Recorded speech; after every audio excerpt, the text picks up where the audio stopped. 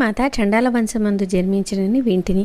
అట్లయినా ఆమెను వశిష్ఠ మహర్షి ఎట్లు పెళ్ళాడని నేను గురుచరుణ్ణి అడిగి తిని. అప్పుడు గురుచరుడు, పూర్వము వశిష్ఠుడు 1000 సంవత్సరము తపమాచరించెను.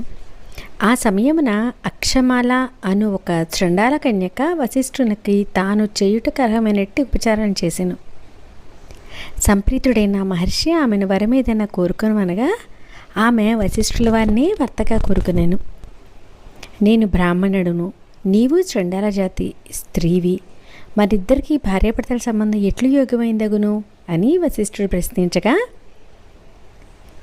వరమును కోరుకోమంటివి, కోరితిని, వరమిచ్చినా ఇమ్ము, లేనిడలా నేను మరలిపోటుకు అనుజ్ఞనిమ్ము అని ఆమెనను.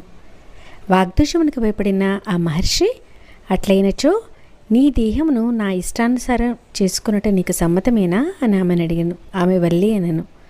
ఆ మహర్షి ఆమెను భస్మంగా చేసి తిరిగి బతికించాడు.